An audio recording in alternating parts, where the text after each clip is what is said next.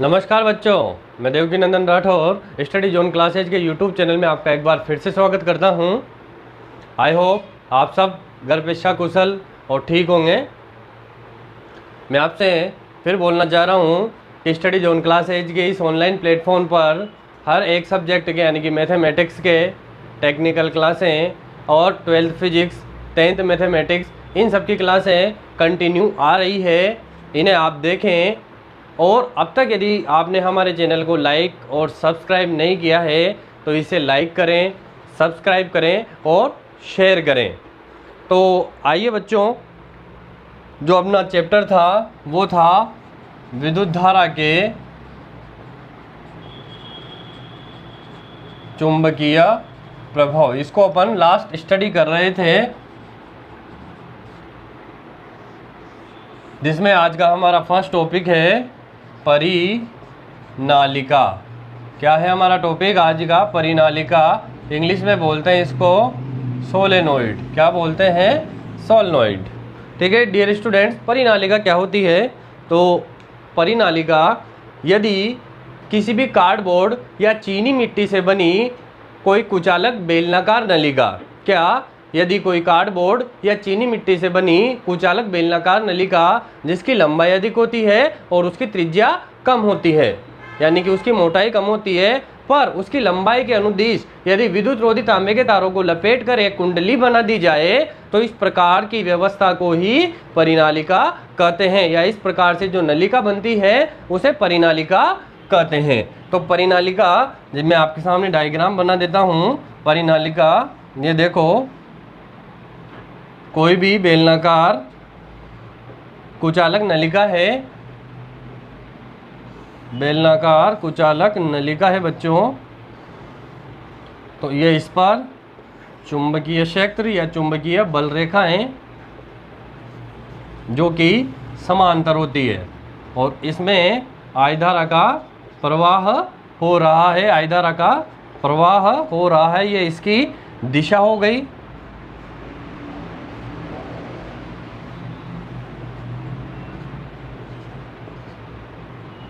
अब इस कुंडल यानी कि ये जो बेलनाकार नलिका है इस पर विद्युत रोधी तांबे के तारों की क्या बना दी जाती है? कुंडली बना दी जाती है, यानी कि विद्युत रोधी तांबे के तारों को इसकी लंबाई के अनुदिश लपेट दिया जाता है। कैसे लपेट दिया जाता है डियर स्टूडेंट्स? तो देखो ये कुछ इस टाइप से, ये कुछ इस टाइप से इस पर लपेट दिया जाता है तो इस पर कुंडली बन जाती है। तो इसी को क्या बोलते हैं? परिनालिका बोलते हैं। इसी को क्या बोलते हैं? परिनालिका बोलते हैं। और इसको जोड़ दिया मैंने यहाँ पर बैटरी से। किससे जोड़ दिया? यहाँ पर बैटरी से जोड़ दिया है। ये इसकी दिशा हो गई। ठीक है डियर स्टूडेंट, तो ये हमारी परिनालिका एक तरीके से ये बद्ध परिनालिका है। कौन सी परिनालिका है? बद्ध परिनालिका है, यानी कि एक तरीके से बंधी हुई। एक और परिनालिका होती है जिसे बोलते हैं आदर्श परिनालिका। ये कुछ इस टाइप से होती है। ये इसके अंदर चुंबकीय क्षेत्र हो गया, चुंबकीय बल रेखाएं हो गई बी वेक्टर, और ये चुंबकीय क्षेत्र को मैंने यहाँ पर आपके सामने दर्शा दिया। ठीक है डियर स्टूडेंट्स, मैं इसमें एक बात और बताना चाहता हूँ आपको। यदि परिनालिका में विद्युत धारा का प्रवाह होता है तो उसके अंदर चुंबकीय क्षेत्र उत्पन्न हो जाता है, उसके अंदर चुंबकीय क्षेत्र उत्पन्न हो जाता है। एक चीज और है, इसे बोलते हैं आदर्श परिनालिका, यानी कि आइडियल सोलेनोइड। आदर्श परिनालिका, जो आदर्श परिनालिका होती है उसके भीतर सभी जगह, यानी कि उसके अंदर सभी जगह चुंबकीय क्षेत्र का मान समान होता है, जबकि बाहर चुंबकीय क्षेत्र का मान शून्य होता है या बहुत ज़्यादा कम होता है। ठीक है डियर स्टूडेंट्स, परिनालिका के अंदर तो चुंबकीय क्षेत्र एक समान होता है, जबकि बाहर, उस परिनालिका के बाहर चुंबकीय क्षेत्र का मान नगण्य होता है या 0 होता है। अब जो हमारा नेक्स्ट टॉपिक है वो है कि कोई भी परिनालिका है जिसमें हमें चुंबकीय क्षेत्र का मान ज्ञात करना है। तो टॉपिक है अनंत लंबाई की परिनालिका। अनंत लंबाई की परिनालिका में चुंबकीय क्षेत्र, अनंत लंबाई की परिनालिका में चुंबकीय क्षेत्र। अब अनंत लंबाई की परिनालिका में चुंबकीय क्षेत्र कैसे ज्ञात करेंगे? तो देखो डियर स्टूडेंट्स, ये मेरे पास आदर्श परिनालिका है, ये आदर्श परिनालिका हो गई, ये इसकी दिशा हो गई, इसमें चुंबकीय क्षेत्र का मान एक समान है। चुंबकीय क्षेत्र का मान क्या है? एक समान है। इस आदर्श परिनालिका में मैं क्या करता हूँ? एक आयताकार लूप की कल्पना करता हूँ। एक आयताकार लूप की मैं क्या करता हूँ?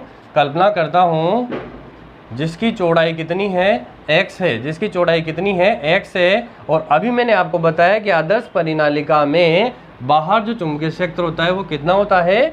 0 होता है। इस परिनालिका में धारा बह रही है I परिमाण की। कितनी धारा बह रही है? I परिमाण की धारा इसमें बह रही है। तो देखो यहाँ पर जो मैंने डायग्राम बनाया, मैंने क्या किया, कोई भी आदर्श परिनालिका है उसमें चुंबकीय क्षेत्र का मान ज्ञात करने के लिए मैंने एक आयताकार लूप पर विचार किया। आयताकार loop P Q R S पर मैंने क्या किया? विचार किया, ये आयताकार लूप की कल्पना की। अब देखो आप, जो इस लूप की भुजा पी क्यू है, इस लूप की भुजा पी क्यू है, वह इस चुंबकीय क्षेत्र के समांतर है, यानी चुंबकीय क्षेत्र के समांतर है। तो इस भुजा पी क्यू में एकांक लंबाई पर, इस भुजा पी क्यू की एकांक लंबाई पर जो फेरों की संख्या है, फेरों की संख्या वो है कितनी? nx है। कितनी है? nx है। और इस आयताकार लूप में कितनी धारा बह रही है? I परिमाण की विद्युत धारा बह रही है। एक और ध्यान देने योग्य बात यहाँ पर यह है कि इस जो आयताकार लूप PQRS है वो आधा तो चुंबकीय क्षेत्र के अंदर है और आंशिक रूप से चुंबकीय क्षेत्र के बाहर है, यानी कि इसका कुछ पार्ट चुंबकीय क्षेत्र के अंदर है और कुछ पार्ट चुंबकीय क्षेत्र के बाहर स्थित है। तो ठीक है डियर स्टूडेंट्स, ये मोस्ट इंपॉर्टेंट चीज यहाँ पर यह है कि जो भुजा PQ है इसकी एकांक लंबाई में फेरों की संख्या है nx, इसकी एकांक लंबाई में फेरों की संख्या है। तो चुंबकीय क्षेत्र का मान ज्ञात करना है अपन को, तो एम्पियर के नियम से, एम्पियर के नियम से, एम्पियर के नियम की मैं बात करूं तो एम्पियर का नियम हमारे पास क्या था? B vector dot DL vector बराबर म्यू नॉट समेशन आई था। ठीक है डियर स्टूडेंट्स, लेकिन ये जो B D L mu naught I है ये इस पूरे लूप का है। ठीक है, तो मैं पूरा लूप यहाँ पर लिख देता हूँ। क्या है लूप हमारे पास? पी क्यू आर एस है। तो ठीक है डियर स्टूडेंट्स, हर एक भुजा का हमें क्या करना पड़ेगा? इंटीग्रेशन करना पड़ेगा। हर एक भुजा पर हमें क्या लेना है? चुंबकीय क्षेत्र लेना है। तो मैं यहाँ पर देखो क्या क्या लिखता हूँ? B vector dot DL vector, कहाँ से कहाँ तक भुजा? P और Q तक, P Q plus B vector dot DL vector Q से R होगी, ये Q से R होगी, plus B vector dot DL vector कहाँ से? R से S, plus B vector dot DL vector S से P बराबर किसके? म्यू नॉट समेशन आई के। इम्पोर्टेंट बात यहाँ पर, सबसे बड़ी जो इम्पोर्टेंट बात है, हमने चारों भुजाओं के लिए चुंबकीय क्षेत्र को लिख लिया है जो किसके बराबर है? म्यू नॉट समेशन आई के, अकॉर्डिंग टू एम्पियर लो के अनुसार। तो यहाँ पर मैं यदि बात करूँ इस भुजा की जो आर एस है, मैंने भी आपको थोड़ी देर पहले ये बताया कि आदर्श परिनालिका में बाहर जो चुंबकीय क्षेत्र होता है वो कितना होता है? 0 होता है। तो यहाँ तो चुंबकीय क्षेत्र का मान कितना हो जाएगा? इस जगह 0 हो जाएगा। ठीक है डियर स्टूडेंट्स, यहाँ पर देखो Q से R, ये रहा Q से R और एक है S से P, एक तो है Q से R और एक है S से P। तो ये जो दोनों भुजाएं हैं, क्या डियर स्टूडेंट्स, ये जो दोनों भुजाएं हैं ये इस चुंबकीय क्षेत्र के लंबवत है, यानी कि कुछ इस टाइप से है, चुंबकीय क्षेत्र के लंबवत है। तो यदि मैं इन दोनों को ओपन करूँ, मैं यहाँ पर रफली लिख देता हूँ आपको समझाने के लिए, तो बी डी एल क्या आएगा? कोस थीटा आ जाएगा। यदि मैं इसकी बात करूँ क्यू आर की, तो यदि ये कौन सा? क्यू आर चुंबकीय क्षेत्र के लंबवत है तो थीटा का मान कितना आ जाएगा? 90 डिग्री आ जाएगा। थीटा बराबर किसके आ जाएगा? 90 डिग्री के। और कोस 90 किसके बराबर होता है? 0 के बराबर। और 0 को BDL से मल्टीप्लाई करेंगे तो क्या आ जाएगा? 0 आ जाएगा। तो ये भी कितना हो गया? 0 हो गया। ठीक उसी प्रकार से मैं बात करूँ इसकी SP integration B vector dot DL vector, इसको भी खोलूँगा तो यहाँ पर S आ जाएगा, यहाँ पर पी आ जाएगा B D L cos theta जैसा का जैसा। तो ये भुजा इसकी एस पी बीस चुंबकीय क्षेत्र के लंबवत है और लंबवत के लिए थीटा बराबर 90 और कोस 90 बराबर 0 और इसको 0 से मल्टीप्लाई करूंगा तो ये भी क्या हो जाएगा 0 हो जाएगा। तो कुल मिला के ये भी 0 हो गया, ये भी 0 हो गया, ये भी 0 हो गए, तीनों 0 हो गए। अब हमारे पास क्या बचा, केवल और केवल भुजा पी क्यू बची जो कि चुंबकीय क्षेत्र के समांतर है, चुंबकीय क्षेत्र के समांतर है और चुंबकीय क्षेत्र के समांतर है अर्थात थीटा बराबर यहाँ पर कितना आ जाएगा 0 डिग्री आ जाएगा। तो ठीक है डियर स्टूडेंट्स, आपको समझ में आ गया होगा। मैं वापस इसे जो रफ लिखा था उसे रफ कर देता हूँ, मिटा देता हूँ। अब अपन चलते हैं आगे की ओर। तो क्या आया, P Q B vector dot D L vector, इसको ओपन भी कर देता हूँ साथ का साथ ही, B D L cos theta plus ये 0 हो गया, प्लस ये भी 0 हो गया, प्लस ये भी 0 हो गया, बराबर म्यू नॉट समेशन आई।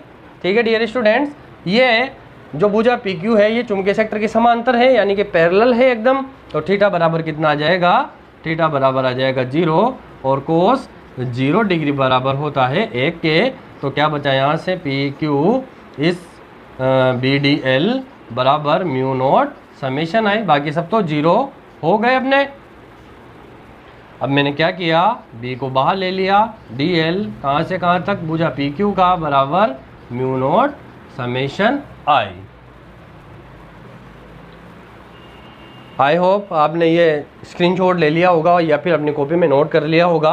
मैं ऊपर से इसे रफ कर देता हूं।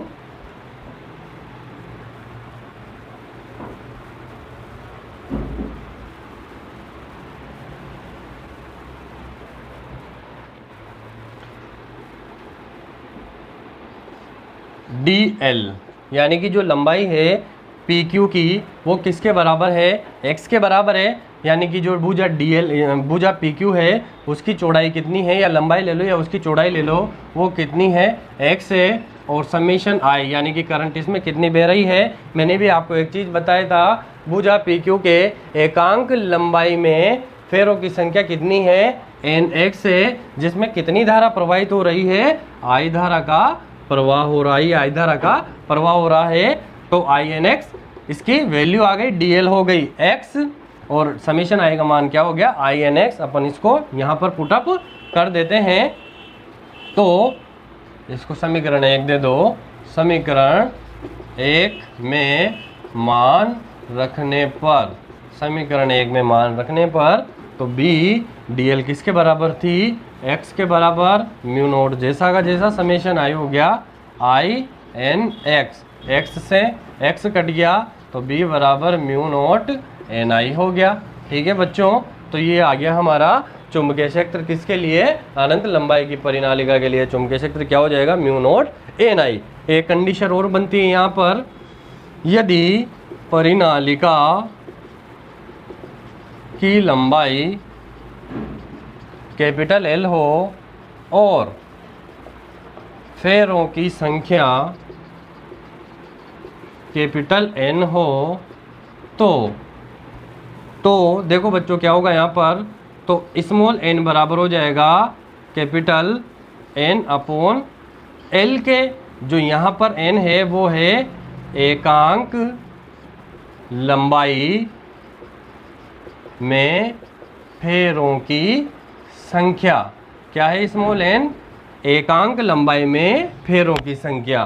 क्या है स्मॉल एन, एकांक लंबाई में फेरों की संख्या, यानी कि स्मॉल एन बराबर capital N upon capital L के। तो मैं क्या करता हूँ, इस स्मॉल एन की जगह ये पुटअप कर देता हूँ। तो बी बराबर हो जाएगा mu naught N upon L आई।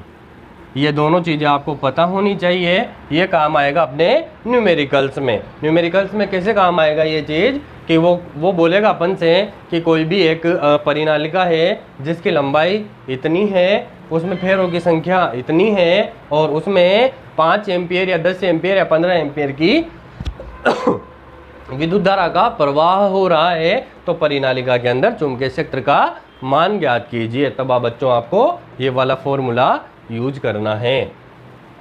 ठीक है डियर स्टूडेंट्स, अब चलते अपन इसमें आगे। एक और छोटी सी चीज़ है अनंत लंबाई की परिनालिका में, ये जो बात आई चुंबकीय क्षेत्र की अनंत लंबाई का जो चुंबकीय क्षेत्र है, तो ये चुंबकीय क्षेत्र है निर्वात के लिए।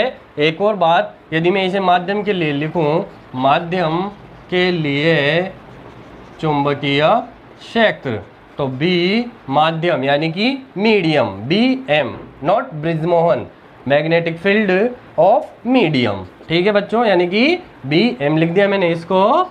म्यू मीडियम के लिए चुंबकशीलता कितनी आती है, म्यू आती है एन आई, और चूंकि म्यू मैंने आपको बता दिया था म्यू बराबर होता है म्यू आर म्यू नॉट के, तो बी एम बराबर म्यू आर म्यू नॉट आई। ये किसके लिए हो गया, ये मीडियम यानी कि ये माध्यम के लिए हो गया, माध्यम के लिए चुंबकीय क्षेत्र हो गया। ठीक है बच्चों, आपको समझ में आ गया होगा। अपन ने आदर्श परिनालिका में चुंबकीय क्षेत्र निकाल लिया है और माध्यम के लिए यानी कि मीडियम के लिए चुंबकीय क्षेत्र भी निकाल लिया है। अब चलते हैं नेक्स्ट टॉपिक की ओर। हमारा जो नेक्स्ट टॉपिक है वो ये है कि मैंने अभी आपको परिनालिका बता दी। परिनालिका में यदि धारा का प्रवाह होता है तो मैंने आपको बताया कि उसमें चुंबकीय क्षेत्र उत्पन्न हो जाता है। ठीक है डियर स्टूडेंट्स, तो उसी तरीके से एक टॉपिक आता है, वो है दंड चुंबक। दंड चुंबक और धारावाही परिनालिका के व्यवहार की तुलना, यानी कि behaviour comparison of bar magnet and current solenoid, इसको इंग्लिश में बोलते हैं। तो इसके लिए भी डायग्राम है। तो ये देखो डायग्राम बच्चों कुछ इस टाइप्स का होता है। ये कोई धारावाही परिनालिका है, ये धारावाही परिनालिका होगी। ये इसका जो ध्रुव है वो दक्षिण ध्रुव है, यानी कि दक्षिण ध्रुव हो गया, और ये इसका ये हो गया इसका उत्तरी ध्रुव, यानी कि ये उत्तर हो गया और ये दक्षिण हो गया। साउथ पोल और नॉर्थ पोल हो गए। इस आदर्श परिनालिका को क्या कर रखा है, कोई भी धारावाही आदर्श परिनालिका है, इसको रेशम के धागे से बांधकर स्वतंत्रता पूर्वक लटका दिया। क्या किया, स्वतंत्रता पूर्वक लटका दिया। और इसमें जो फेरों की संख्या है कुछ इस टाइप से, ये फेरे बंधे परिनालिका में क्या होते हैं, कुंडली बनी होती है। तो कुछ कुंडली इस टाइप से बनी हुई है यहाँ पर, ये देखो।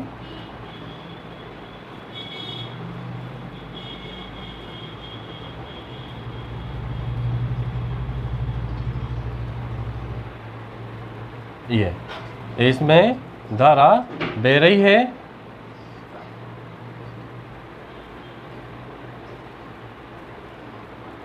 यहाँ से मैंने क्या किया, इसको जोड़ रखा है। ये कुंजी हो गई और ये बैटरी हो गई।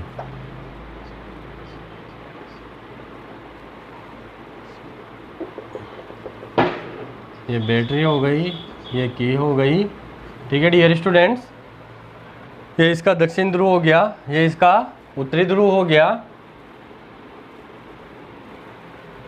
अपना जो टॉपिक है वो है दंड चुंबक और धारावाही परिनालिका के व्यवहार की तुलना, यानी कि कहने का मतलब यह है कि कोई भी धारावाही जो परिनालिका है क्या वो दंड चुंबक हो सकती है या चुंबक हो सकती है, या उसका व्यवहार वाकई में एक चुंबक की तरह होता है। तो अपन उसे इस टॉपिक में स्टडी करेंगे। देखो कैसे कोई भी धारावाही परिनालिका है, यदि उसको धागे से बांधकर स्वतंत्रता पूर्वक लटका दिया जाए तो वह दंड चुंबक की भांति व्यवहार करते हुए उत्तर दक्षिण दिशा में आकर ठहरती है। फर्स्ट तो बात हो गई है, कोई भी धारावाही परिनालिका है यदि उसको धागे से बांधकर स्वतंत्रता पूर्वक लटका दिया जाए तो वो चुंबक की भांति व्यवहार करते हुए उत्तर दक्षिण दिशा में आकर ठहरती है। दूसरी बात यह है, यदि धारावाही परिनालिका में प्रवाहित धारा की दिशा को यदि विपरीत कर दिया जाए या धारा की दिशा को बदल दिया जाए तो इसके जो सिरों की ध्रुवता है वो भी विपरीत हो जाती है। यदि कोई भी धारावाही परिनालिका के पास कोई दूसरी धारावाही परिनालिका को लाया जाए तो उसके जो समान ध्रुव होते हैं यानी कि एन जो ध्रुव होते हैं और एस ध्रुव जो होते हैं ये परस्पर क्या करते हैं, एक दूसरे को प्रतिकर्षित करते हैं, और असमान जो ध्रुव होते हैं एन एस और एस एन ये क्या करते हैं, एक दूसरे को आकर्षित करते हैं। मैंने क्या बोला आपसे, यदि कोई भी धारावाही परिनालिका के पास कोई दूसरी धारावाही परिनालिका को लाया जाता है तो उसके जो समान ध्रुव होते हैं वो एक दूसरे को प्रतिकर्षित करते हैं और असमान ध्रुव एक दूसरे को आकर्षित करते हैं। आपको पता होगा कि समान ध्रुव में हमेशा प्रतिकर्षण होता है और असमान ध्रुव में हमेशा आकर्षण होता है। तो ठीक है डियर स्टूडेंट्स, दूसरी बात यह है कि जो धारावाही परिनालिका होती है वो लोह चुंबकीय पदार्थों को अपनी ओर आकर्षित करती है। क्या करती है, लोह चुंबकीय पदार्थों को अपनी ओर आकर्षित करती है। यदि मेरे पास कोई भी चुंबक है जिसका एक ध्रुव उत्तरी ध्रुव है, दूसरा दक्षिणी ध्रुव है, यदि मैं इस चुंबक के टुकड़े कर दूं, इस बीच में से काट दूं, तो इस चुंबक का हर एक टुकड़ा एक चुंबक की तरह व्यवहार करता है। ठीक उसी प्रकार से परिनालिका जो है, धारावाही परिनालिका, उसका हर एक लूप यानी कि उसका जो हर एक लूप है वो भी चुंबक की तरह व्यवहार करता है, जिसका एक ध्रुव दक्षिण ध्रुव होता है और दूसरा उत्तरी ध्रुव होता है। यदि धारावाही लूप को देखने पर, कोई भी धारावाही लूप है उसको देखने पर यदि धारा दक्षिणावर्त दिशा में बहती हुई प्रतीत होती है या क्लॉकवाइज डायरेक्शन में बहती हुई प्रतीत होती है तो उसका वो वाला फेस, यदि धारा दक्षिणावर्त यानी कि क्लॉकवाइज डायरेक्शन में बह रही है तो उसका जो फेस होगा वो होगा दक्षिण ध्रुव, और यदि धारा वामावर्त दिशा में बहती हुई प्रतीत हो रही है तो उसका वो वाला फेस यानी वो सिरा होगा उत्तरी ध्रुव। तो इन प्रयोग से यह कहा जा सकता है कि जो धारावाही परिनालिका होती है वो सामान्य रूप से दंड चुंबक की भांति या चुंबक की भांति व्यवहार करती है, लेकिन इसके कुछ प्रॉपर्टीज है, कुछ गुणधर्म है जो डिफरेंट होते हैं, जो भिन्न होते हैं। कौन कौन से गुण भिन्न होते हैं? जो पहला गुणधर्म है, इसका पहली प्रॉपर्टी है वो ये है कि परिनालिका के अंदर जो चुंबकीय बल रेखाएं होती है वो मैंने तुम्हें बताया था वो समांतर होती है। वो कौन सी होती है? समांतर होती है। जबकि दंड चुंबक के अंदर चुंबकीय बल रेखाओं की प्रकृति वक्रीय होती है, कुछ इस टाइप से होती है। दंड चुंबक के अंदर चुंबकीय बल रेखाएं वक्रीय प्रकृति की होती है। दूसरी बात यह है कि धारावाही परिनालिका के बाहर जो चुंबकीय क्षेत्र होता है वो 0 होता है या नगण्य होता है, जबकि दंड चुंबक पर उसकी लंबाई के अनुदिश निकट बिंदुओं पर चुंबकीय क्षेत्र का मान निश्चित होता है। निकट बिंदुओं पर चुंबकीय क्षेत्र का मान निश्चित होता है और भिन्न भिन्न बिंदुओं पर भिन्न भिन्न होता है। तो कहने का मतलब यह है कि सामान्य रूप से यदि किसी धारावाही परिनालिका की बात करी जाए तो एक तरीके से बार मैग्नेट यानी कि चुंबक की तरह व्यवहार करती है, लेकिन उसकी कुछ प्रॉपर्टीज होती है, कुछ गुणधर्म होते हैं जो डिफरेंट यानी कि भिन्न भिन्न होते हैं। तो ठीक है डियर स्टूडेंट्स, ये थी इन दोनों के व्यवहार की तुलना, आपको समझ में आ गई होगी। अब मैं परिनालिका का एक न्यूमेरिकल आपको बता देता हूँ, क्योंकि अपन ने टॉपिक को स्टडी कर लिया है, टॉपिक का फॉर्मूला अपने पास है, तो न्यूमेरिकल ऑब्वियस बन जाता है। क्या है न्यूमेरिकल? देखो न्यूमेरिकल है कि एक परिनालिका है, एक परिनालिका जिसकी लंबाई 0.5 मीटर है, उसमें 500 फेरे हैं। कितने हैं? उस परिनालिका में फेरों की संख्या कितनी है? 500 यानी कि 500।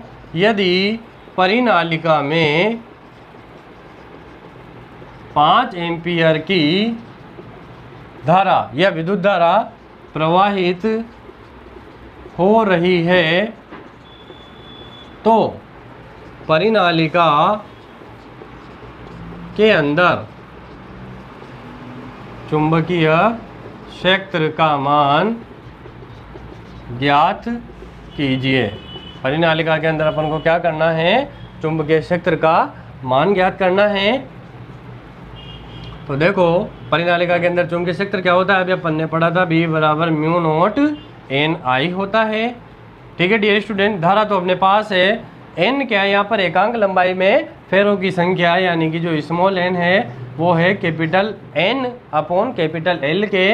तो बी बराबर क्या हो जाएगा? Mu naught N upon L I हो जाएगा। वैल्यू किस किस की अपने पास, एल दे रखा है 0.5 मीटर, एल कितना दे रखा है 0.5 मीटर, धारा का मान दे रखा है 5 एम्पियर और फेरे यानी कि ये कितने हैं 500, फेरों की संख्या 500 है। अपन वैल्यू पुट कर देते हैं इसमें।